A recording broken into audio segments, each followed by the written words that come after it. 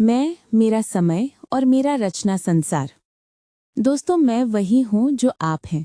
मुझ में ऐसा कुछ नहीं जो आप में न हो। ऐसा भी कुछ नहीं जो एक रत्ती भर ज्यादा होने से किसी को विशिष्ट बना देता है, उसे दूसरों से अलग कर देता है। जो कुछ भी इस वजूद की मिट्टी में है वो मिट्टी की तरह ही साधारण है, सहज है।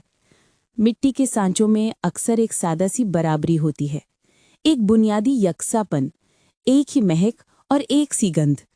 कतार दर कतार देखते जाइए, हम सब एक से ही देखेंगे, एक से ही लगेंगे। है, रंग रूप मिजाज पोशाक अलग अलग होने पर भी कुछ बचता है जो एक सा ही रहता है।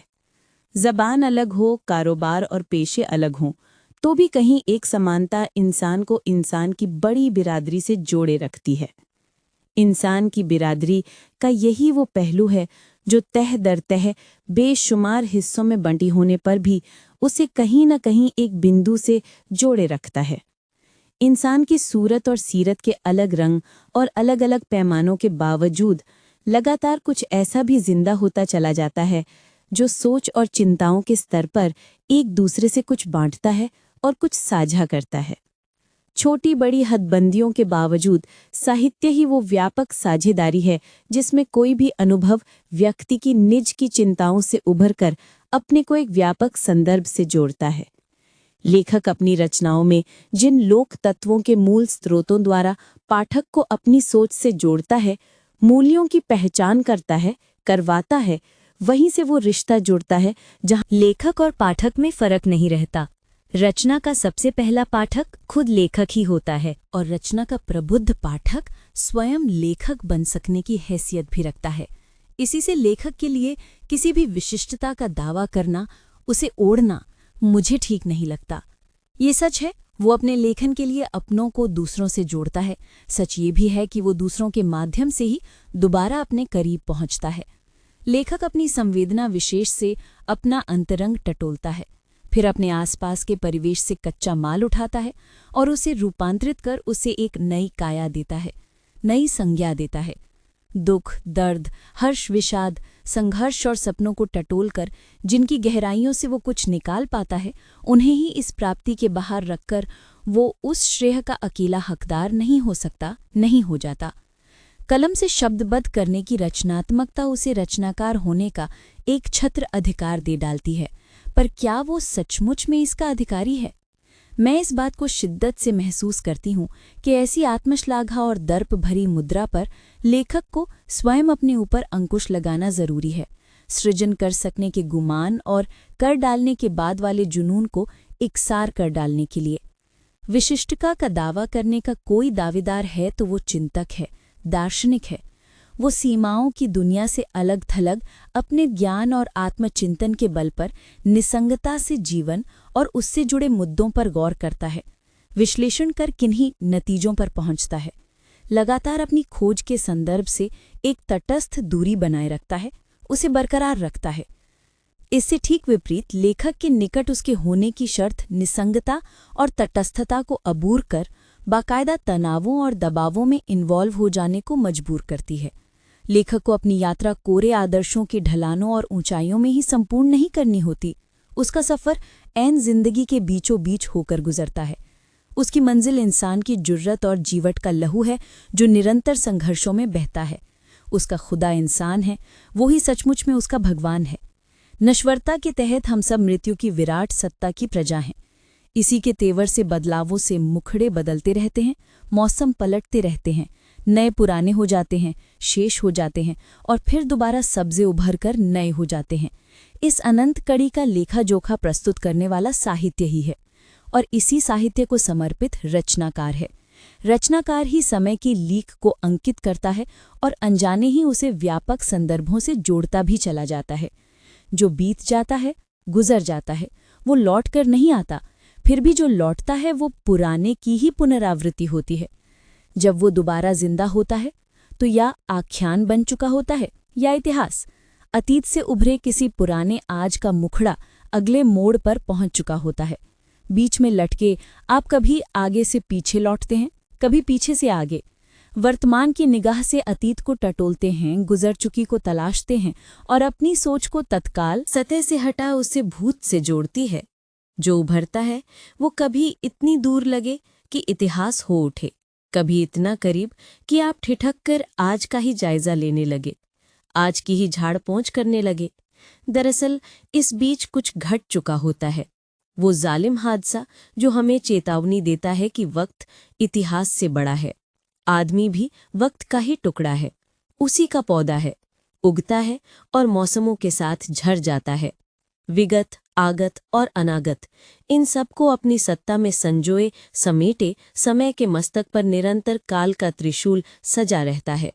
काल के सिर्फ 3 दिन, व्यतीत हो चुके अतीत का कल, आज की हथेली पर आज और आने वाले भविष्य का कल। इस तिखूंटे पर बंधी लेखक की आत्मा आज के तत्काल को शब्द, स्वर, लय और अर्थ से सिरजती है। देह की गुनगुनी गर्माहट और आत्मा की निर्मल उन्मुक्तता से मानवीय चेतना और अस्मिता की पहचान करती है। रचना के गठन में निहित रचनाकार का अपना निज का एकांत है, चिंतन है। उसका चिंतन उसकी सोच है, जो गहरे में उसकी मानसिकता की जड़ों से उभरी है। वही उसके परिवेश और मूल्यों से जुटी है, उनमें रसी बसी है। रचना न बाहर की प्रेरणा से उपजती है, न केवल मात्र रचनाकार के मानसिक दबाव और तनाव से। रचना और रचनाकार दोनों अपनी अपनी स्वतंत्र सत्ता में एक दूसरे का अतिक्रमण करते हैं और एक हो जाते हैं। इसी के साथ लेखक पर रचना की शर्तें लागू हो जाती हैं और रचना पर लेखकीय संयम और अनुशासन। लेखक की मनःस्थिति अलग अलग ढंग से उसकी सोच, सरोकार और संवेदन द्वारा उसके अंतर को परिभाषित करते हैं। मात्र शिल्प के बल पर कोई रचना जीवंत नहीं हो सकती। सत्य की खोज और मूल्यों की शनाख्त कर उन्हें सृजन द्वारा साहित्य में स्थापित करना मात्र कलात्मक क्षमता के बल पर संभव नहीं। साहित्यकार की बुनियादी चिंताएं किस धरातल से उभरी हैं, कितना सफर तय कर चुकी हैं। इससे भी महत्वपूर्ण बात यह है कि जिंदगी को पढ़ने के लिए क्या लेखक की निगाहों पर कान लगे थे, क्या उसके कानों पर आंखें लगी थीं और उसके दिल दिमाग पर टंगी तस्वीर लेखक की खुद अपनी ही थी, अपनी ही आकृति की, अथवा उनकी जो मानवीय रिश्ते से उसकी अपनी चेतना से जुड़े थे और उसे खटखटाते रहे थे। महत्वपूर्ण हो उठता है कि लेखक की दौड़ क्या उसकी निज के घेरे के अंदर है या उसकी सीमाएं व्यक्तिगत चिंताओं से आगे और परे भी हैं। जिंदगी का व्यापक सत्य किसी भी एक व्यक्ति में केंद्रित नहीं। एक से दूसरा और दूसरे से जब तीसरा जुड़ता है, तभी व्यक्ति अपने से उभरकर परे और आगे देखने की सामर्थ्य अर्जित करता है। तभी वो उन सीमाओं को भी उल्लंघता है जो समय और समाज की धारा से कटे हुए व्यक्ति पर खुद ब खुद लागू हो जाती हैं। कलाकार होने के अहम से मंडित कोई भी छोटा बड़ा लेखक अपने को विशिष्ट समझकर अपनी मोहब्बत में, अपने आत्मलिप्त गलियारे में कैद रहना चाहे तो उसे लेखक के निकट समाज की प्रासंगिकता मात्र उसके बाहर का यथार्थ ही नहीं, खुद उसके अंदर धड़कता उसके अलौकिक एकांत का लौकिक तनाव और दबाव भी है, जिसकी सार्थकता बाहर के साक्षात्कार से ही उगाही जा सकती है। अगर लेखक का मीना गर्म न हो और आंख ठंडी न हो तो लगातार सोहबत से भी रचनाकार के हाथ कुछ न लगेगा। रचना को जो चाहिए वो है लेखकीय मन की विश्लेषणात्मक आत्मीयता, बेखौफी और तराश, बौद्धिक कुढ़न की चुनचुनाहट और अंजलाहट नहीं, तंग दिली संकीर्णता में डटी एक तरफा दृष्टि भी नहीं। दोस्तों, किसी भी कला का सृजन जो जन्म लेने और जन्म देने जैसा ही जीता जागता करिश्मा हो, उसे सिर्फ व्यक्तिगत क्षमता, बौद्धिक सजगता और शिल्प की निपुणता से ही आंका नहीं जा सकता। आज हम दोहरी दुनिया में 2 स्तरों में जीने के आदी हो चुके हैं, हो रहे हैं। एक दुनिया हमारे अंतर्मन की, अंदर की, दूसरी बाहर की, समाज की, राजनीति और तंत्र की।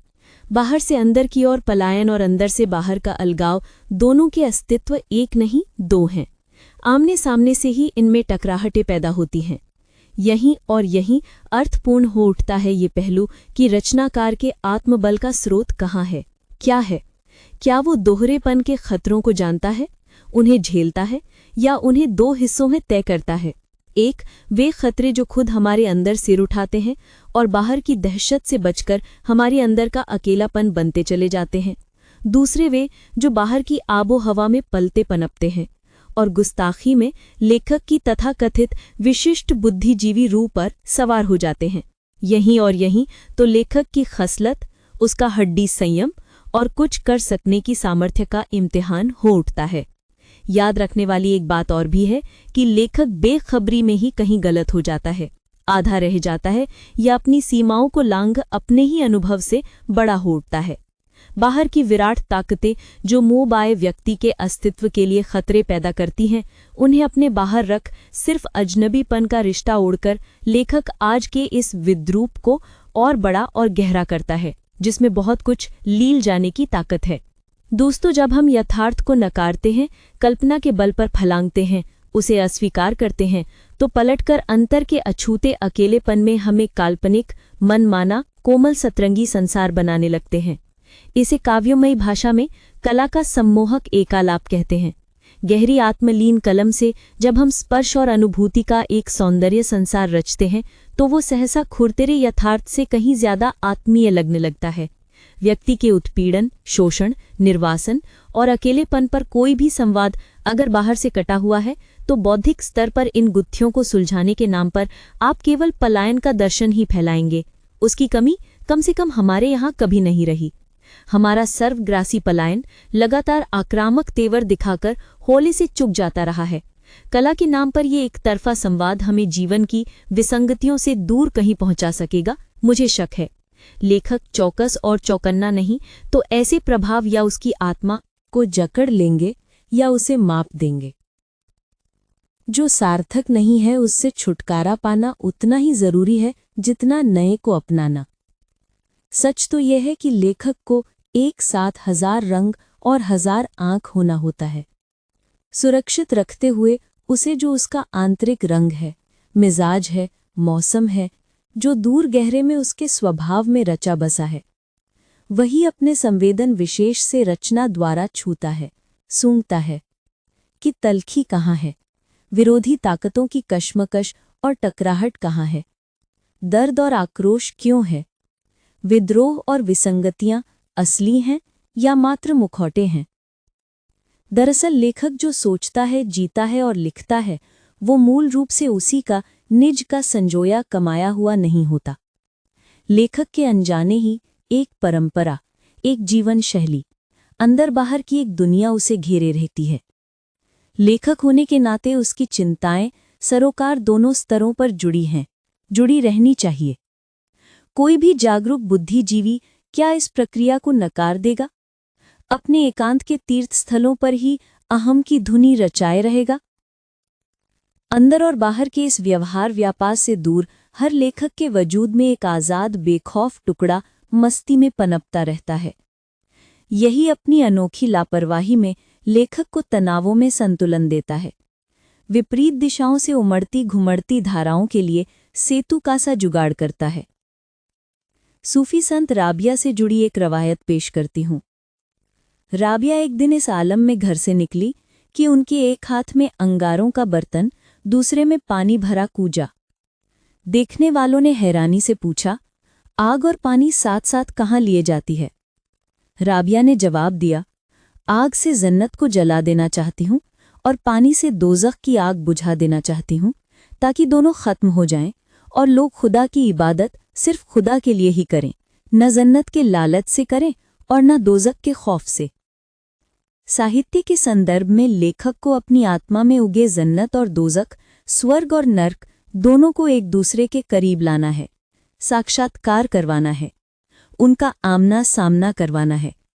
ये अपनी अपनी तासीर में एक दूसरे से बहुत ज्यादा अलग नहीं, दोनों ही इंसान के दिमाग और व्यवस्था की उपज हैं।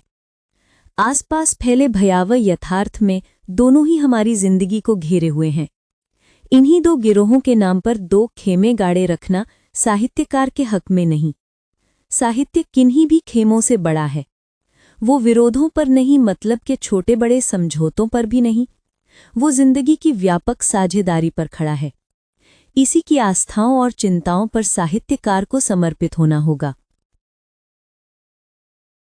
दोस्तों, ऐसा नहीं कि लेखक जो चाहे वही देखे वही सुने, ऐसा भी नहीं कि जो न चाहे उसे न देखे न सुने। लेखक के नाम पर तो ये गुनाह होगा लेखक को तो न स्वर्ग के नाम पर कुछ अंकित करना है, न नर्क के डर से। उसे खरी नज़र से जिंदगी को जीने वालों को पढ़ना है और कलम से उकेर कर सत्य को चुनते चले जाना है। जिस लेखक के पास कलम की बहुत छोटी तौफीक हो, अनुभव का दायरा सीमित हो, लेखकीय सरमाया बहुत ज्यादा ना हो, वो मैं, मेरा समय और मेरा रचना संसार पर कुछ कहने से पहले कैसी तमहीद बांध सकता है, ये सच में मुझे नहीं मालूम। हम सब साहित्य के रूप में शब्द और अर्थ के सत्ता साम्राज्य में परिचित हैं। खुले मन स्वीकार करूंगी कि आज शाम पर चिपके हुए इस भारी भरकम शीर्षक के सामने मेरी लेखकीय प्राप्ति का वजन बहुत कम है। ऐसा नहीं कि आज से पहले इसका एहसास नहीं था। शायद इसी संकोच से उबारने के लिए प्रकाशक की ओर से प्रस्तुत अपने लेखकीय परिचय की ये पंक्ति मुझे सबसे ज़्यादा पसंद है कि बहुत कम लिखती हैं और इसे ही वो अपना साहित्यिक परिचय भी मानती हैं। आज तक जो सफ़र उनके लेखन ने तय किया है वो उनके जाने, उनके लेखन की गंभीरता और सुथरापन मात्र है। समय को लांघ जाने वाला महान लेखन ऐसे लेखन से कहीं अधिक बड़ा होना चाहिए। साहित्य को जीने और समझने वाले हर आस्थावान व्यक्ति की तरह ये एक सत्य उनके निकट हमेशा उजागर रहता है। दोस्तों, अपनी आधी दर्जन रचनाओं पर इन पंक्तियों को पढ़कर हर बार मुझे तसल्ली ही हुई कि किताब की जैकेट पर जो कहा गया है वो इतना सच है कि उससे बड़ा कोई दावा अपनी ओर से नहीं है। इस परिचय को पढ़ लेने के बाद पाठक किताब लेने की जहमत उठाए तो साहब हम भी अपनी लेखकीय जिम्मेवारी से सुरखरू हुए। इस रवैये से एक बात तो आपके निकट बिल्कुल साफ होगी कि अपने निज के मामले में कुछ गलतफहमियां भले पाल लूं, लेकिन अपने लेखन और उसकी सीमाओं के बारे में मुझे कोई मुगालता नहीं। लिखने की कभी कोई जल्दी नहीं होती, कोई हड़बड़ाहट नहीं होती। एक जालिम सी तटस्थता दिल दिमाग पर कब्जा किए रहती है। चाहा बहुत, पर इससे छुटकारा न मिल सका। यही वजह है कि एक बहुत बड़ा वक्त खाद बनकर रह गया। बरसों कोई रचना उगने का नाम नहीं लेती। कई बार ऐसा हुआ कि कुछ लिखने के लिए किसी कहानी, उपन्यास का कच्चा माल, उसका टेक्सचर हाथ के पोरों में महसूस किया। उसी रात ये भी हुआ कि पूरी की पूरी कहानी आंखों के आगे उजागर होती चली गई। बस लिखे जाने से पहले ही रचना खत्म। ऐसी कहानियां और उपन्यास कभी नहीं लिख पाती जिसका ब्यौरा या कथानक लिखने से पहले ही मुझे मालूम हो जाए। जहां कुछ धुंध लाने का, डुबकी लगाकर पा लेने का आश्चर्य ना हो, उसे कलम से लिखना बेमानी ही लगता है। ज्यों ही रचना की कड़ियां मेरी आंखों के आगे घूमी, खोज करने की, संघर्ष करने की मेरी गर्मी मर जाती है। लिख डालने के बाद मेरा रिश्ता मेरे लेखक से बिल्कुल ठंडा हो जाता है। एक दूसरे को जी चुकने के बाद हम साझी दिशाएं छोड़ देते हैं, एक दूसरे के रास्ते से हट जाते हैं। कुछ ऐसी आखिरत का भाव कि बीच में जो कुछ भी था खत्म हो चुका। जितना अपने को जानती है उसी के बल पर यह कह सकती हूँ कि मेरे सूजन की कुंजी किसी आसक्ति में नहीं, राग प्यार में भी नहीं, निहायत ठंडे विराग में, गहराई में, चीज़ों में डूबकर पूरी तरह उनसे अलग हो जाने में। किसी भी कृति को आंकने बांधने की ये लंबी दुरूह प्रक्रिया ना कभी आसान हुई ना बदली। कलम उठाने का ये आसान दिखने वाला काम हर बार किसी जोखिम में कम नहीं लगता। लेखक बेचारा इसके रौब में मजबूरी की हालत में ही इसके सामने पेश होता है। कुल मिलाकर लगता है कि किसी भी लेखक के लिए बार बार अपने पुराने घरौंधे में से निकल आना नए जन्म के समान होता है। आप फिर से पैदा होते हैं, दोबारा बड़े होते हैं, सीखते हैं, नए हो उठते हैं, हिंदू हो जाते हैं, नए मगर अलग। अपने हर जन्म को अपनी रचनाओं के मुखड़ों से जोड़ती हूँ। उन्हीं के बहाने मेरा जन्म होता है, मेरा ही, उनका नहीं। अपनी सीधी सपाट जिंदगी में कुछ ऐसा घटा कि हम ना किसी वक्त के दायरे में बंधे, ना किसी चौखट से, ना चौखट के अंदर वाली खुशगवारियों और मजबूरियों से। जो रौनक बरकत एक छोटी दिखने वाली बड़ी दुनिया में आकर इकट्ठा होती चली जाती है, वो अपने यहाँ गैर हाजिर रही। अपने वक्त को रहने की इमारत ही ऐसी मिली कि जैसे घर न हो, दालान हो। वहाँ ना किसी माल असबाब के ढेर लगे, ना कीमती जिसों पर ताले पड़े, ना आंखों के आगे रुमानी चिलमन टंगी और ना ही दिलो दीवार पर कोई एक तस्वीर लगी। करिश्मा कुछ हुआ तो यही कि इसके साथ साथ ही एक कामकाजी जिंदगी चल निकली। ना किसी की हुकूमत, ना किसी की गुलामी। अपने हाकिम तो आप, अपने गुलाम तो वो भी आप, खुद ही मालिक और खुद ही मातहत। ऐसे में अपने आसपास की दुनिया और उसकी वास्तविकता की पहचान आप किन्हीं दीवारों दरवाजों की ओट से नहीं करते। आपके अनुभवों की जानकारी का मनमाना अनुवाद भी कोई दूसरे नहीं करते। आप अपने विवेक से, अपनी आंख से जीवन की उसके यथार्थ की जो पहचान करते हैं, उसकी समूची यात्रा आप तक मूल रूप में पहुंचती है। आप अपने विवेक से, अपनी आंख से जीवन की, उसके यथार्थ की जो पहचान करते हैं, वो बिना किसी टूटन तिड़कन के गड्ढामड वे मूल रूप में सीधे आप तक चली जाती है, बेरोक टोक। बेशक ये स्थिति आपको एक बड़ी दुनिया के सामने उघाड़ती है, लेकिन समृद्ध भी करती है, आप में आत्मविश्वास जगाती है। अगर आप जिंदगी में एक खास ढंग के टिकाऊपन का शिकार नहीं, तो कई स्तरों पर जिंदगी को जीने का सलीका पैदा करने की क्षमता भी जुटाते चले जाते हैं। जहां व्यक्तिगत चुनावों में आप छूट लेते हैं, वहां आप अपनी सीमाएं भी निर्धारित करते चले जाते हैं। आपकी आज़ादी पर अंकुश वो नहीं जिसकी अपेक्षा दूसरे आपसे करते हैं, वे हैं जो लचकीलेपन में आप में और एक बड़ी दुनिया से तादात्म्य कायम करने की सामर्थ्य आपको देते हैं। नतीजा, आप जिंदगी से बहुत कुछ बटोरने की हसरतें नहीं पाले रहते और ना ही अपने को बलि का बकरा समझते चले जाते हैं। समझौता परस्ती में गर्क भी नहीं हो जाते हैं। आप व्यक्ति की हैसियत से अपने और दूसरों के अधिकार जांचते हैं। न आप घेराव में रहना चाहते हैं, न किसी का घेराव करना चाहते हैं। आप स्वयं अपने सामर्थ्य और सीमा से जूझना चाहते हैं, अपने ही बल पर कुछ पा लेना चाहते हैं। वो अलग बात है कि पहाड़ों के लंबे सिलसिलों जैसा अकेलापन आपके दिल, दिमाग और रूह तक में धंसता चला जाता है। उसे आप बांटते नहीं, खुद ही ढोते हैं। वो आपके अंतर्मन का भूगोल है, शिलाखंड बना आपकी आत्मा में स्थित है। कहीं कुछ हिला तो शायद दरारों में से फूट कोई झरना बह निकले, नहीं तो कुछ बूंदें ही। भला ऐसे वीराने में वो भी किसी ताल से क्या कम। जो मिल गया सो मुबारक, जो बिछड़ा सो रुखसत। ऐसे में आप भावनात्मक जमाखोरियों से दूर रहते हैं। किस्सा कोताह ये है कि कीमत की अदायगी हमेशा आपके अपने सिर। ऐसे में आप अपने दिल बहलाव और चुहल दूसरों के सिर पर नहीं छोड़ते। ये नहीं कि हमें शहीदी और शहादत का शौक चर्राया हो। लेखक होने के नाते सिर्फ दूसरों की तस्वीरों और चौखटों को अपने हाथ से जख्मी न करने की एक छोटी सी कसम खा रखी है। दोस्तों, जान पहचान, प्यार, मोहब्बत और दोस्ती के कोई भी रिश्ते संबंध ऐसे नहीं जो रफ्ता रफ्ता अपनी ही दलदल में फंसकर चुक न जाएं, ठंडे न हो जाएं। अक्सर अपनी गफलत और दूसरों की बदगुमानी को झेल जाने के लिए अपने नज़दीक यही एहसास अड़ा रहा कि जो आज है वो कल नहीं, जो कल होगा वो परसों नहीं। इसलिए इत्तेफाक से जो वक्त जुड़ा है उसे थामे रहो जब तक वो खुद ही अपनी गिरफ्त में से निकल न जाए, ढेर न हो जाए। अगर हमने स्वयं अर्जित की हुई व्यक्तिगत आज़ादी को जिया नहीं तो कुढ़न भरी पशुपेश और कुंठाओं की मार से हम आजीवन भंवरलोक स्पेशल भंगिमा ही ओढ़े रहेंगे।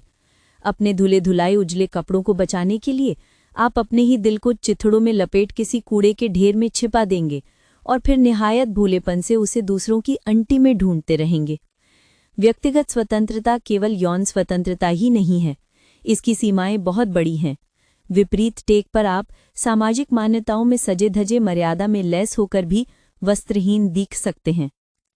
आपकी आज़ादी पर अंकुश वे नहीं जिनकी अपेक्षा दूसरे आपसे करते हैं, वे हैं जो आपके अपने विवेक और आपकी स्वतंत्र सत्ता को परिभाषित करते हैं, आपकी विवशताओं को नहीं। सरसरी तौर पर अपनी सोच के मूल बिंदु को छू लेने के बाद मुझे आपके सामने स्वीकार करना है कि मेरा परिचय साहित्य के प्रबुद्ध पक्ष से उतना ही है जितना साधारण पाठक मनन द्वारा अनुभव करता है और साहित्य के सहज संस्कार के रूप में उसे आत्मसात करता चला जाता है। मुझे ये भी मान लेना है कि मैं लेखन को पांडित्य नहीं समझती। लेखन कुछ भी हो, मात्र व्याकरण नहीं। अपनी संस्कृति, कला, धर्म और दर्शन की चारों दिशाएं एक संग देख सकने वाला चिंतन भी मेरे यहाँ गैर हाजिर है। जानती ये भी हूँ कि मात्र इस अटूट कड़ी के मण के छूकर इसकी थाह मापी नहीं जा सकती। मैं इसके मूल स्तर पर अटक कर उस विराट के सन्मुख नमन होना चाहूंगी जिसका नाम मेरा देश है। जिस देश की मिट्टी ने मुझे काया दी है, आत्मा दी है, दृष्टि दी है, उसी ने अपनी ऋतुओं से मेरी रूह को लहकाया है, सरसाया है। मुझ में वो संस्कार रचाया है जो मेरे मिजाज और तासीर में, मेरे अपने मेरेपन में मौजूद है। वही अपने अतीत और वर्तमान में मुझ में उजागर है। इसलिए नहीं कि मैं हूँ और जिंदा हूँ, इसलिए कि जो कुछ भी मेरा है, मेरे अस्तित्व में रसा बसा है, उसका बड़ा हिस्सा इस देश की विरासत है जो यहाँ जन्म लेकर मैंने पाई है। इसी रिश्ते से वो मुझ तक आई है। दोस्तों, हर किसी का देश उसके अंदर और बाहर फैला रहता है। यही अपनी गंध गरिमा गुण से अपने निवासियों में नागरिकों में मुखरित होता रहता है, उजागर होता चला जाता है। हम नहीं भी रहते, नहीं भी होते, तब भी देश ही आपकी आत्मा में कविता, दर्शन, चिंतन, संगीत बनकर प्रवाहित होता है। उत्तर से दक्षिण, पूर्व से पश्चिम, धुर उत्तर में देश का मस्तक हिमालय, उसकी छाह तले उभरती हरियाली, धरती, पठार, नदियां, झीलें, चरणों तले सागर। आप इस गंध, इस महक को समग्र भाव से प्यार करते चले जाते हैं। यहीं से पाई जीवन दृष्टि, यहीं से उभरे और प्रतिष्ठित होते चले गए वे मूल्य जिनकी पहचान हमारे भीतर उस धारा के रूप में बहती चली आई है, जिसे हर कोई अपने देश के हवा पानी से नया करता चलता है। आज हमारे जीवन में भारतीय सोच में जो अदल बदल और परिवर्तन हो रहे हैं, हमारा साहित्य उन्हें चौकन्नेपन से अंकित करता रहा है। इन परिवर्तनों का बाहरी खोल हमारे दैनिक क्रियाकलापों में लक्षित होता है। परिवर्तन जब भी होते हैं, अचानक नहीं होते। वे इतनी खामोशी से भी नहीं होते कि उनके बदलाव टकराव आप एक साथ सतह पर और सतह के नीचे महसूस न कर सकें। परिवर्तन लगातार होते रहते हैं और अपने बदलाव के संदर्भ में लोकमानस की कसौटी पर खरे होकर टिकते चले जाते हैं। शोभ, हलचलें, सामाजिक राजनैतिक टकराहटें, जुड़ने भिड़ने की स्थितियां लगातार समय से संवाद स्थापित करती रहती हैं और सजगता से साहित्य में रेखांकित होती रहती हैं। तुम मेरी ओर मुड़ो, मैं तुम्हारी ओर मुड़ूंगा। ये किसी साधु संत पीर नबी की आवाज़ नहीं, समय के चकते पर चढ़ी परिवर्तन की आवाज़ है, जो एक बार फिर जीवन को खटखटा रही है। पूरे आसार हैं कुछ नया होने को है, पुराने जीवन में नया दौर आने को है। दोस्तों, हम कितनी ही श्रद्धा और ललक से अपने भव्य अतीत को पुकारें, उससे क्या हमारा वर्तमान और भविष्य जुड़ सकेंगे? क्या विज्ञान हमें पीछे लौटने देगा? क्या आज का भौतिकवाद उसकी सत्ता को सहन करेगा? जो मूल्य परंपराएं टूट चुके हैं, हम उन्हें आवाजें दे देकर क्या दोबारा सत्तारूढ़ कर सकेंगे, लौटा सकेंगे? इतिहास के किसी मोड़ पर जब मूल्यों की टक्कर होती है तो दरारों में से कुछ बड़े खतरे पैदा होते हैं। ऐसा ही एक खतरा आज हमें चुनौती देता नजर आता है।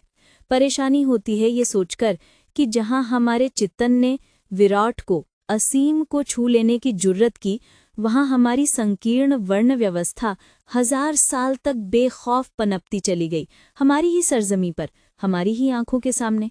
आज हमारे कमजोर पिछड़े वर्ग शोषण की इस अमानवीय स्थिति से उभरने को हैं, बराबरी से उनका सामना करने को है जिन्होंने उनसे नजर मिलाने का अधिकार तक छीन लिया था। जहां एक का अधिकार दूसरे के अधिकार से अलग नहीं, कम नहीं, वहां एक की आस्था और विश्वास भी किसी दूसरी आस्था के तहत नहीं। उनमें पैदा हो चुके इस जज्बे को, बराबरी के एहसास को अधिकार की कोई भी ताकत अब रोक नहीं सकती। वे गली सड़ी स्थितियों परिस्थितियों से टक्कर लेने को उठ खड़े हुए हैं। जब कोई भी शोषित जनता अपने अस्तित्व की लड़ाई में आगे बढ़ रही हो और हम किसी निगाह विशेष से इतिहास के प्रमाणों से जनजीवन को पढ़ने लगते हैं, तो एक खतरनाक घटना घट जाती है। हम जहां देख रहे होते हैं उसके पीछे से कुछ और भी खामोशी से गुजर जाता है। पिछड़े और कमजोर वर्गों के लंबे दुखद काल में आज ऐसी ही आहट है जो दमन, अत्याचार और शोषण की चुनौती के पीछे सरक रही है। इसके फलस्वरूप वर्ण व्यवस्था के लंबे इतिहास में हमारे खोखले सामाजिक मूल्यों पर यह सबसे बड़ा प्रहार होगा। जब भी होगा, भारतीय सामाजिक जीवन के संदर्भ में शायद ये सबसे बड़ा बदलाव होगा। संयुक्त परिवार जो हमारे सामाजिक ढांचे की रीढ़ रही है, टूटने की चपेट में है। बड़े परिवार छोटा इकाइयों में विभाजित हो चुके हैं और इनके साथ ही चमक खो चुकी है भारतीय संबंधों की सघनता और घनत्व। इन दबावों के सामने इस पुरानी प्रथा को दोबारा ताज़ादम करना मुश्किल ही होगा। इसने जहां भारतीय जीवन शैली को सुरक्षा की चौखट दी थी, वहां व्यक्ति से उसकी फैसला करने की, अपने निर्णय लेने की क्षमता छीन ली थी। मैं सोचता हूँ, मैं हूँ। आज अस्तित्ववाद की ये ध्वनि हमारे प्रबुद्ध लोकमानस में व्याप्त सबसे तीखी और तेज आहट है। जहां समाज के प्रभुत्व में व्यक्ति की साख समाज का अंग होने में थी, वहां आज मानव की चेतना निज की एकांतिकता को संजोने में है। इसी के साथ जुड़ी है वो मौन अभिव्यक्ति भी, जिसे सामाजिक संदर्भ में हम व्यक्ति की प्रतिष्ठा का नाम। आज हमारे जीवन के कार्यकलापों का क्रम बदला है। वैज्ञानिक और औद्योगिक अर्थव्यवस्था के दबावों ने इस क्रम का सामान्यकरण भी किया है। सामूहिकता की भावना उभरी है, शायद वही व्यक्तित्व लोप का कारण भी बनी है। बढ़ते हुए समाजीकरण ने सत्ता और तंत्र को मजबूत किया है, इन्हें बेहिसाब ताकत दी है। व्यक्तिगत बेहतरी की तीव्र इच्छा समाज और नैतिकता के दरमियान एक ओर असंगति का विस्तार कर रही है, दूसरी ओर रोटी रोजी से बड़ी दूसरी महत्वाकांक्षाओं को उकसा रही है। हमारे ग्रामीण जीवन में तेजी से हो रहे बदलावों का जिक्र भी जरूरी होगा, जो पहली बार आधुनिक विकास की प्रक्रिया में गुजर रहे हैं। कृषि विज्ञान ने जिस छोटे बड़े पैमाने पर खेती को हमारे गांवों को प्रभावित किया है, उसने समूचे ग्रामीण समाज को बेहतर खेती, साक्षरता और आधुनिक सुख सुविधाओं के लिए प्रेरित किया है। गांव के पुराने ढांचे में खास तरह की खलबली, तीखेपन के आसार लक्षित हैं, जो इस बात का प्रमाण है कि आधुनिक कृषि विकास के परिणाम स्वरूप पुराने ढंग और परंपराएं वहां भी ह्यासोन्मुख हैं। नए रीति रिवाज पुराने को सरका देने में लगातार सक्रिय हैं। यह कारण नहीं कि भारतीय स्वभाव में अहिंसा और ठहराव की भावना के मुकाबले क्रोध और हिंसा का पुट बढ़ा है। हमारा लोकमानस सदियों से उदासीनता में जीता रहा है। बाहर के आक्रमणों और खतरों से बचने के लिए वो हर बार भाग्यवाद के दुर्ग में लौटता रहा है। अकाल, बीमारी, भुखमरी सभी को भाग्यवाद के सहारे स्वीकार करता रहा है। आज हमारे जनसाधारण द्वारा इस विकृति को सुविधाओं की सीध पर ललकार लिया गया है। बेहतरी के लिए अब वहां आशाएं हैं। ये जानकारी भी कि प्रगति की शर्त विज्ञान की मुट्ठी में राजनीति के अखाड़े में है। राजनीति ने अपना विश्वास और चमक दोनों खोए हैं। एक खास तरह के चालूपन और पैतरेबाजी ने हमारे जनजीवन को आतंकित किया है। इसी प्रक्रिया ने भ्रष्टाचार को सुविधा और संयोग का नाम भी दे दिया है। विज्ञान ने ईश्वर की एकमात्र सत्ता के साम्राज्य को ढीला किया है। दिलचस्प तथ्य ये भी कि जहां अंधविश्वासों की कमी हुई है, वहां बड़े पैमानों पर धर्म के छोटे बड़े मठाधीशों और आश्रमों की बाढ़ भी आई है। पुराने विश्वासों और आस्थाओं को समयानुकूल कोई न कोई व्यवहारिक रूप देने की कोशिश भी जारी है। असंगत न होगा ये दोहराना कि नैतिक मूल्यों के विघटन ने हमारी सांस्कृतिक रुचियों को काफी बदला है। पुरानी परंपरा के गौरवमय स्तुतिगान आज भी अभिजात वर्ग से जुड़े हैं। एक महत्वपूर्ण परिवर्तन जो पूरे देश में एक साथ उभरा है, वो है मीडिया द्वारा प्रस्तुत होने वाला भारतीय जीवन और भारतीय दृष्टिकोण। इसके सच झूठ में देखे जा सकते हैं वे आदर्श जो भारतीय मानस को प्रिय रहे हैं। उन्हें ही विशेष स्वार्थों की सुरक्षा के लिए गंगा जमुनी बनाकर प्रस्तुत किया जाता है। इस प्रस्तुतिकरण ने सच और झूठ के अलग अलग मुखड़ों को काफी हद तक एक सा कर दिया है। मंच पर एक ही अभिनेता को दाएं बाएं से अलग अलग पहना दी गई पोशाक की तरह। उधर हमारे महानगरीय जीवन में अलगाव का एक और मोड़ पनपा है, जो हमारे लेखन में परायेपन और थकन का संकेत करता है। इसे पश्चिम की नकल मान लेना ठीक न होगा। आधुनिक जीवन पर हावी हो रहे तनावों की ही ये देन है। सामाजिक रूप से ये महानगरीय बोध अनिवार्यतः ऐसे रचनाकारों की रचनाओं में भासित है जो गांवों, कस्बों और छोटे शहरों से उखड़कर बड़ी दुनिया में पहुंच गए हैं। भारतीय मन की परंपरागत कल्पना और रोमान को इसी महानगरीय बोध ने अपने भयावह यथार्थ में झंझोड़ा है। धंधों की विविधता ने जहां जीवन की पुरानी चौखट तोड़ी है, वहीं उसे एक नई और पराई लगने वाली एक रास्ता आतंक का परिचय भी दिया है। जहां धर्म, जाति, समूहों के नाम पर अभी भी झगड़े फसाद जारी हैं, वहां धर्म, जाति और प्रदेश को फलांग कर एक छोटी मगर पुख्ता बिरादरी पनप रही है, जो भिन्न धर्मों के विवाह संबंधों के परिणाम स्वरूप पुरानी रूढ़ियों और संकीर्णता को अबूर कर मिलीजुली भारतीयता की तस्वीर प्रस्तुत करती है। इसी सांस्कृतिक धारा में उस भारतीय का भी जन्म हो चुका है जो न सिर्फ हिंदू है, न मुसलमान, न मात्र पारसी, सिख और न क्रिस्तान। शायद वही पूर्व और पश्चिम के मिलेजुले मूल्यों और आग्रहों से अपने जीवन को नई तर्ज दे सकेगा। विपरीत दिशाओं से आस्था और विज्ञान की प्रयोग धर्माधारा का समन्वय कर सकेगा। क्या हम याद करना पसंद करेंगे कि भारतीय मानसिकता अपने समूचे आदर्शों, तामझाम के साथ बराबर एक खास तरह की संकीर्णता का शिकार रही है? ऐसे में कोई भी समूह या भीड़ धर्म, वर्ण और जाति-पाति की सीमाओं को लांघ एक बड़ी दुनिया में जीना चाहे, जीकर दिखाए, तो उसका हमें अभिनंदन करना है। इसी जमीन से हमारी धर्मनिरपेक्षता की साख उभरेगी। जो नए पुराने मूल्यों की टक्कर और विरोधाभास कभी पुरानी पीढ़ी में लक्षित होता था, वो नई पीढ़ी में सीधे साक्षात्कार की मुद्रा में स्थित हो चुका है। यही तल्खी का ये तेवर पुराने और नए को अलग करता है। भारतीय बुद्धिजीवी अंदर और बाहर की परिस्थितियों में तालमेल बिठाने में प्रयत्नशील है। उसके संस्कार में जो चिंतन और चिता के दोहराव हैं, उसके लिए औचित्य की खोज जारी है। विचारधाराओं और राजनैतिक सत्ता के विरोधाभास उसे आतंकित किए हुए हैं। इन्हीं से जूझने के लिए उसने ढिठाई की मुद्रा ओढ़ रखी है। इस मामले में हमसे छोटी और आगे की पीढ़ी हमसे भिन्न है, आगे है। उसने नए को अपनाया है और पुराने के प्रति जिज्ञासा को छोड़ा नहीं। दुनिया छोटी हो जाने के कारण बाहर का ज्ञान विज्ञान, साहित्य, संगीत इस पीढ़ी के उतने ही निकट है जितनी भारतीय परंपरा। भारतीय जीवन में जो भी बदलाव हुए हैं, हो रहे हैं, वे हमारी धार्मिक आस्थाओं और विज्ञान की प्रयोगधर्मा दृष्टि में किस हद तक समन्वय कर सकेंगे, यह देखना बाकी है। इस बीच कितना पुराना बचेगा, कितना नया समेट लिया जाएगा, कितना नया होकर उगेगा, इसके संकेत भारतीय लोकमानस ही देगा। एक और खेतिहर वर्ग से जुड़ी हूं जो अपने मिजाज के खुलेपन से आपको कुछ भी कर सकने की जुर्रत देता है। दूसरी ओर उस सफेदपोश वर्ग की उपज भी हूं जिसकी सफेदपोशी उसकी भंगिमा की पर्याय बन चुकी है।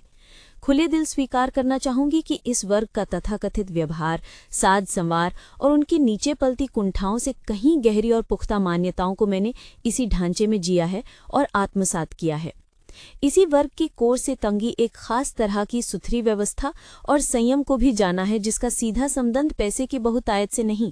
कम या ज्यादा कोई भी बंधी बंधाई आमदनी आपको आपके मिजाज, आपकी उम्मीदों, हसरतों, आकांक्षाओं तक को अनुशासन में बांध केती है।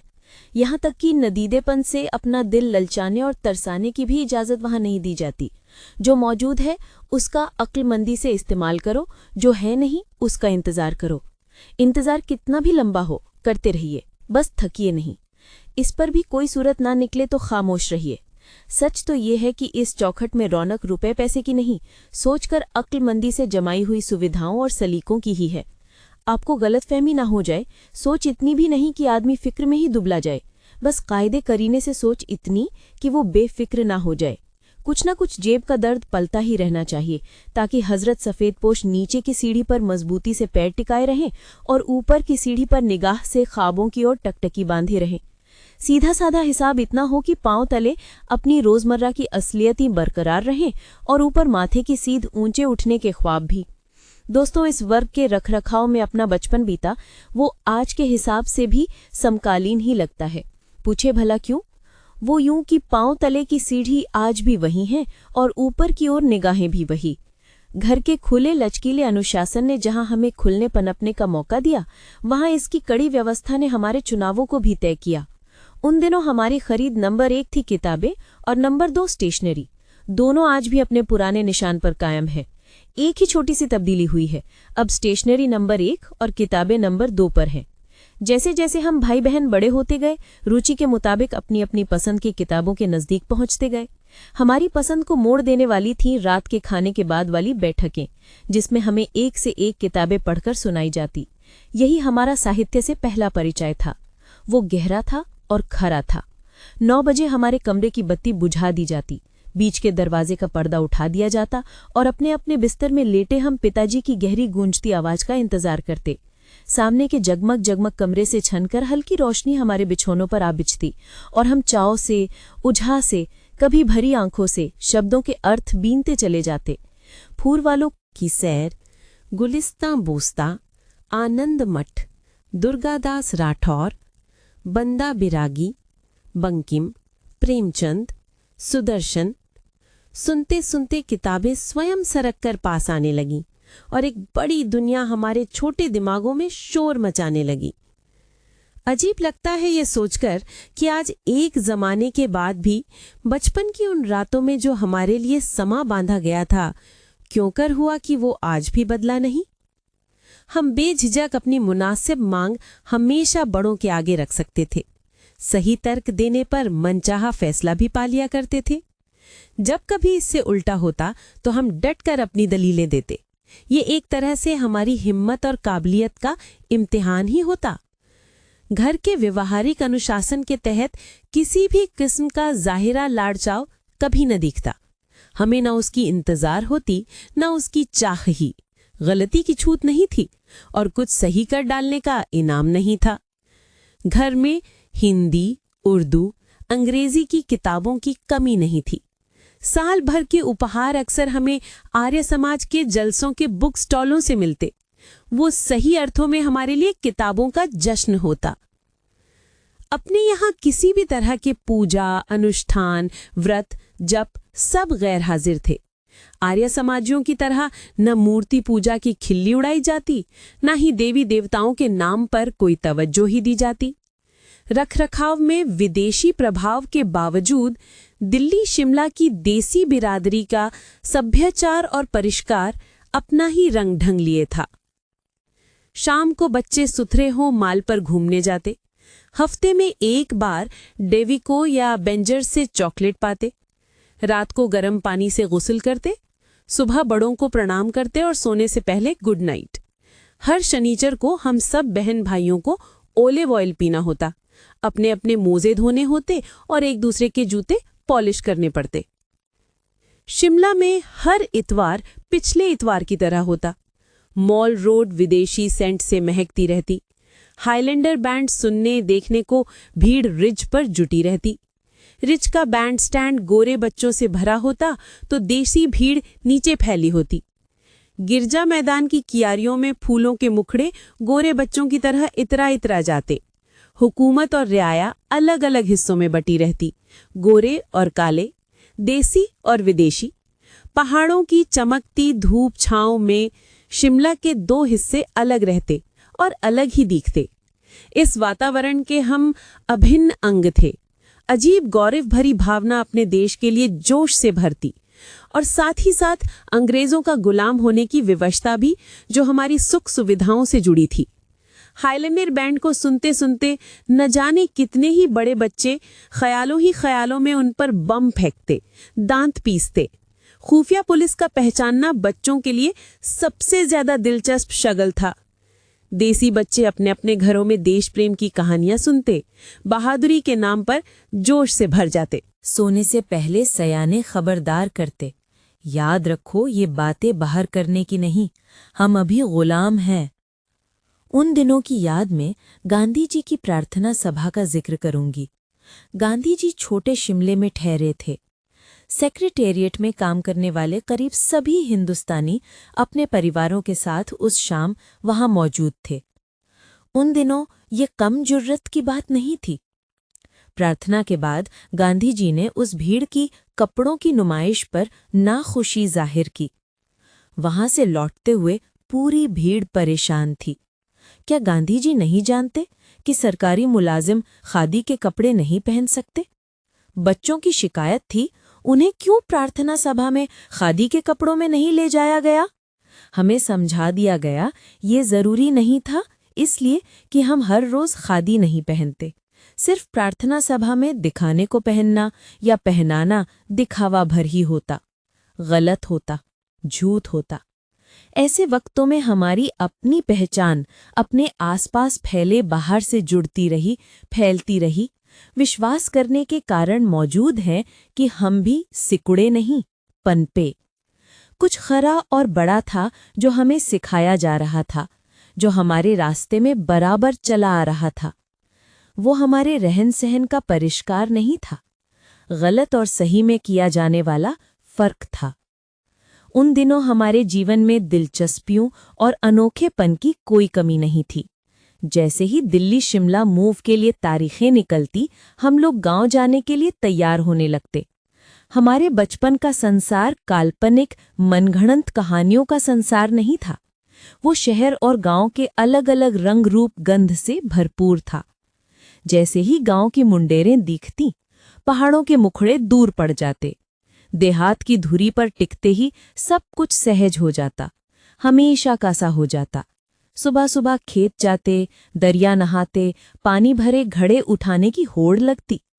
कांसी के कटोरों में दूध पीते, रोटी पर मक्खन और बूरा खाते, चरखा काटते, पश्म बीनते, रौ में कच्चे कोठों की लिपाई करते, घोड़ा दौड़ाते, अपने साथियों को शहर के गाने सुनाते, उनसे टप्पे किस्से सुन सुन याद करते। शिमला दिल्ली की साफ शफ़ाक चौड़ी तारकोल की सड़कों के आगे हमें गांव ना छोटा लगता न बड़ा। किसी एक को भी लेकर हमें कोई घपला ना होता। हमें शिमला के खच्चरों और टट्टुओं की पहचान थी, हमें गांव के असल घोड़ों की भी पहचान थी। गुस्लखानों में साफ सुथरे तौलियों की, तो खेत हो आने की और खुले में नहाने की भी। सब अपनी अपनी जगह स्थित था और हमारी निरंतर दौड़ में था। हम न किसी एक के हक में थे, न दूसरे के खिलाफ। किसी एक के लिए भी हमारा दिल नहीं फलांगा। सब कुछ हमारी परिधि में था, हमारे हाथों में, हमारी दौड़ में एक बड़ी दुनिया से जुड़ा हुआ। ये पुरानी कड़ी सिर्फ इसलिए कि जिस जीवन शैली ने विपरीत रंगों की दुनिया हमारी आंखों के आगे जुटाई, उसकी पहचान हमें दी, हमारे लगावों को एहसासों की एक व्यापक जबान दी, उस सोच में कुछ तो पुख्ता जरूर रहा होगा। बरसों बाद उसी टुकड़े को हमसे अलग हो जाना था और पलटकर जिंदगी नामा बन जाना था। मेरे निकट जिंदगी नामा का मौसम लेखन के दूसरे सब मौसमों से लंबा था। अगर कहूं कि लेखक के मौसम भी कुदरत की पाबंदी में नहीं रहते तो गलत ना होगा। ना उनकी आमद का ही पता लगता है, ना उनके चले जाने का ही। आप इंतजार करते चले जाते हैं, वे आपको झुठलाते चले जाते हैं। उन्हें लौटाने को ही आप अपने को दोहराते चले जाते हैं। आज की तारीख में जरा लेखक के कमरे में झांकिए। इस मौसम को क्या नाम दीजिएगा? रूह के पर को कपाट बंद है। लेखक इंतजार में बाहर खड़ा है। कहीं कोई आहट नहीं, खटखटाहट नहीं, हल्की सी गुनगुनाहट भी नहीं। खामोशी, खामोशी और खामोशी ही। कमरा सिर्फ कमरा है। दीवारें कोरी दीवारें, स्याही कलम कागज सब में अबोला है। मौन का भी एक मुखड़ा होता है, तो वही टंगा है इस कमरे में। दिल दिमाग की दहलीजें वीरान हैं और कोई अपने भूरेपन में चट्टान बनकर अड़ा है। पानी, झरना, झील, नदी, कुछ बूंदें हों, क्या सागर, जो कुछ भी मिल जाए सिर झुकाकर मंजूर है। जो मिले वही मुबारक है। कुछ उमड़े का क्या? मगर नहीं। अंगीठी में चीड़ की सूखी लकड़ियों के ढेर पड़े हैं। आग लहकती है, झमझमाती है। आज को तापते आज तक के गुमनाम अंधेरे, अपने पराए सब सफर, बेशुमार चेहरे लेखक की आंखों से ओझल हो गए हैं। सामने रह रहे लपकते रहें, कौंधते रहें आग के अंबार। फिर भी कोई लगाव, कोई दुराव, कोई दरार, कहीं कुछ नहीं। एक विराग तटस्थता, ठंडापन। सामने सुनहली आंच की तपिश में लकड़ियां जल जाती हैं, घुल जाती हैं अंगारों में। शेष सिर्फ शब्द रहता है, विचार रहता है। शब्द और विचार ही, जिसे पकड़ने की इजाजत अभी लेखक को नहीं। इंतजार ही इंतजार, दरवाजे के बाहर गुमसुम सुम। अभी नहीं, पीछे ही लौटते हैं। जिंदगी नामा के वक्त मेरे पास जो भीड़ आ जुटी थी, वो सचमुच की जीते जागते लोगों की थी। ऐसी जो सिर्फ उपन्यास लिखने के लिए ही नहीं जुटा ली जाती। वे तो हाड़ मास के लोग थे, जो अपने जीवट के बल पर आपके सामने डटे रहते हैं और अपने मोटे गाढ़े अंदाज में असाधारण लोगों से बाजी मार ले जाते हैं। मामू कसाई, फकीरा, लुहार, हीरा सांसी, भैया सिंह, तरतारा, जहानदाद खां, माँ, बीबी, शाहजी, रबिया, चाची, मेहरी, ताया तुफैल सिंह। इस जिंदगी की जमीन को समेटने के लिए लेखक को बोलियों के नजदीक जाना था। लोक भाषाएं, बोलियां अपनी ताकत धरती से सोखती हैं, ठेठ लोक तत्वों को अपने में समेटती हैं और लोक जीवन में घुल बिल उसकी लय को अंकित करती हैं। जिंदगी नामा की भाषा को लेकर कुछ लोगों को परेशानी हुई है। इतना ही कहना चाहूंगी कि देश के किसी भी क्षेत्र विशेष या कालखंड की बोली में घुल मिल गए संस्कृत, पाली, उर्दू, अपभ्रंश, ब्रज, अरबी, फारसी के शब्दों के लिए इतनी उपेक्षा क्यों? खड़ी बोली में उनका अनुवाद करना दरकार न था। जिंदगी नामा की भाषा उसके संवाद की भावाभिव्यक्ति में जिंदगी नामा के वातावरण, धरती और लोक के गंध को, अगोचर और अमूर्त को उसकी समग्रता में संजोने और पकड़ सकने के लिए उस कालखंड के डिक्शन को साधे रखना जरूरी था। लोक और उसके संवाद के भाषाई ध्वनि संस्कार को अपनाकर ही उसे बरकरार रखा जा सकता था। लोक मुद्रा में विलय हो गए, जज्ब हो चुके शब्द विन्यास को उखाड़ने का कोई कारण न था। उदाहरणार्थ पदक्षिणा यानी प्रदक्षिणा, संभाखन यानी संभाषण, जस यानी यश, विक्षोभन यानी विक्षोभन, निम्मल यानी निर्मल, तीखन यानी तीक्ष्ण, चेरुली यानी दासी, खतधम यानी क्षत्रिय धर्म, गाहपति यानी गृहपति, गाहपत्नी यानी गृहपत्नी, रब राखा यानी रब रक्षक जैसे असंख्य शब्दों का बहिष्कार करना लेखक के अधिकार में नहीं था। शब्दों की अपनी सत्ता ही उसे चुनौती देने को काफी थी। शब्दों के मुखड़े ही महत्वपूर्ण नहीं होते, महत्वपूर्ण होते हैं वे जिन्हें शब्द वहन करते हैं। हर शब्द का एक जिस्म, एक रूह, एक पोशाक होती है। उसका आकार, संस्कार उसके अर्थ के साथ उसकी सामाजिकता से भी जुड़ा रहता है। शब्दों के अपने घराने भी होते हैं। ये उनकी चौखट की ओर इशारा नहीं, उनकी जिंदा लचकीली भंगिमाओं मुद्राओं में गूंजती उनकी रागात्मकता की गर्माहट की ओर ही इंगित है। लेखक शब्दों की संगत सोहबत में रहता है। अच्छे लेखक के संबंध शब्दों से केवल सरसरी ही नहीं होते। शब्दों की पहचान लेखक की समूची जीवन दृष्टि से जुड़ी गुंथी है। जिस भाषा को लेखक जीता नहीं, जिससे उसे लगाव नहीं, संबंध सरोकार नहीं, उन्हें सृजन के स्तर पर वह रचना की बुनावट में सार्थक रूप में गूंथ नहीं सकता। सच तो ये भी है कि भाषा के साथ गहरे में जुड़ा है लेखक का व्यक्तित्व, उसकी सोच, चिंताएं और उसकी समूची जीवन दृष्टि। भाषा और भाषा में फर्क है। भाषा का मुहावरा, लहजा और उसकी सवरण हर वर्ग के चौखटे के साथ बदलते हैं। मजदूर किसान की भाषा अपने तेवर से सफेदपोश शिक्षित वर्ग और अभिजात के मुलायम मांझे हुए मिजाज और परिष्कार से अलग जा पड़ती है। जो हाथ की मेहनत से जुड़ी है उसमें संघर्ष की टकराहटों से तलखी पैदा होती है। तरेर और तुर्शी भी। चिंतन की भाषा अपने बौद्धिक संस्कार से परिष्कृत होती चली जाती है, स्थूल से सूक्ष्म भी। इस प्रक्रिया में जहां भाषा की गर्माहट कम होती है वहां गहराई का तेवर और ज्यादा फैलता है। जो परंपरागत मूल्यों और आस्थाओं की दावेदार होती हैं, उसका विशिष्ट पंडिताऊपन और क्लिष्ट शब्दावली जनसामान्य की सीधी साधी अभिव्यक्ति के आड़े आते हैं। सृजन की भाषा अपनी व्यापकता में ऊपर से जितनी सहज और लचकीली लगती है या खुलेपन का आभास देती है, लेखक से वह उतने ही कड़े संयम की मांग करती है। शब्दों के संदर्भ में लेखक के लगाव, चुनाव रचना के साथ लेखक के संबंधों को लक्षित करते हैं। जिंदगी नामा खेतीहर जनजीवन का प्रस्तुतिकरण है।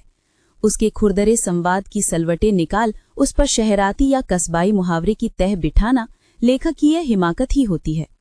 जरा गौर कीजिए इन शब्दों पर। क्या ये सचमुच हिंदी की सीमाओं के बाहर हैं? गोठ आख्यान जात्रा, कालजा हियनरा, लूणा मीठा, उत्तरी वंड, ठट्ठा ठलोकड़ी, दंडौथ वंदना, वाकबाणियां, डाकरी, पीरी, मशीरी, मुतबन्ना, फरजंद, जातक, बड़ी बेला, त्रिकाल बेला, फजर, ग्रां दमकड़, उछाव, लहुड़ा, चित्त चेत्ता, भ्रत, पैरी पौना। हिंदी मात्र प्रबुद्ध वर्ग की भाषा नहीं है कि जनसाधारण की जबान से भ्रष्ट होती हो। अगर हिंदी एलीट को हिंदी की बोलियों बहनेलियों से आदान प्रदान करने में कोई घुसपैठी खतरा दिखता है तो वह उसे संस्कृत की पंडिताओं प्योंद लगाती चले ताकि उस वर्ग विशेष की मुद्रा कायम रहे। हिंदी की खूबी उसके लोक भाषा होने में है, केवल अभिजात की ओढ़ी हुई गरिमा में नहीं। अगर हिंदी किसी प्रदेश विशेष या धर्म वर्ग की भाषा नहीं तो उसे अपने संस्कार को विस्तृत और व्यापक करना होगा। क्या हम याद करना पसंद करेंगे कि हमारे पीछे संकीर्ण मनोवृत्ति का दंभी इतिहास भी है? हमारी मानसिकता जिस तंगदिली का प्रतीक बन चुकी है उससे अब अपने को उबार लेना जरूरी है। हिंदी का प्रबुद्ध वर्ग होने के अभिमानी तेवर और ठस्से से क्षेत्रीय भाषाओं को आंचलिक करार दे उन्हें हिकारत से न देखिए। उन्हें भावात्मक रूप से हिंदी से जुड़ने दीजिए और राष्ट्रीय एकता के लिए उसका विस्तार कीजिए। कोई भी लेखक अपनी रचनाओं का आप जनक है, आप ही जननी भी। अच्छा लेखक होने के लिए किसी भी एक व्यक्ति में बीज रूप से इन दोनों तत्वों का होना जरूरी है। लेखक की प्रकृति में ये किस अनुपात में मौजूद हैं, बराबर या कमोबेश, इसका सम्मिश्रण सृजन की गुणवत्ता और उसके स्वभाव को तय करता चला जाता है। रचनात्मक क्षमता और मानसिकता के स्तर पर इन लक्षणों और इकाइयों का वर्गीकरण और विभाजन उचित नहीं। साहित्य और सृजन को इस बांट की कसौटी पर आंकना इतना ठीक भी नहीं है जितना ठीक वो हमें लगता है। लेखक औरत हो या मर्द, कलात्मक संदर्भ में दोनों की आदिम खूबियां और खामियां, सामर्थ्य और सीमाएं एक दूसरे की विरोधी नहीं, पूरक हैं। साझेपन में ही वे उभरती हैं। वंशानुगत स्वभाव, प्रकृति और परिवेश संबंधी विशेषताएं लेखक के कौशल से उभरकर तब पनपती हैं जब उसके लेखन में अनुभव, दक्षता, संवेदन और कल्पना विवेक से तालमेल बिठाते हैं, सामंजस्य पैदा करते हैं। शारीरिक गढ़न और सेक्स के नाम पर नारी लेखन और पुरुष लेखन को अलग अलग खांचों में बिठाने से कहीं ज्यादा महत्वपूर्ण है व्यक्तित्व की कुल जमा पूंजी की पड़ताल जो लेखक अपनी खोज और अनुभव के बल पर अर्जित करता है। इसी की धार पर चढ़कर उसकी प्रतिभा साहित्य की बड़ी और साझी दुनिया का सामना करती है। अंत में सुर्ख चिराग की बात। दोस्तों, यूं तो चिराग कवियों और शायरों की आंखों में झिलमिलाते हैं, मगर चिराग तो हर दिल का भी एक एक हुआ ही करता है। कभी मध्यम, कभी तेज, कभी लौ बढ़ाता हुआ सुर्ख चिराग। लिखने से पहले इसकी लौ आंखों में चुप के झिलमिलाती है, फिर अंधेरे में घुलमिल दिल की दहरी पर पसर जाती है। अगर जिंदा हूं तो कहाँ हूं? क्या चिराग के पास? चिराग उधार नहीं मिलते कि देना जरा, रूह को उजाला करूं। हर रूह के दामन में अपना चिराग होता है, हर किसी को अपना ही पैगाम उसे देना होता है। जलो की लौ तुम्हारी सुर्ख रहे, जलती रहे, वो लौ जो कलम थामने वाले के पास होती है।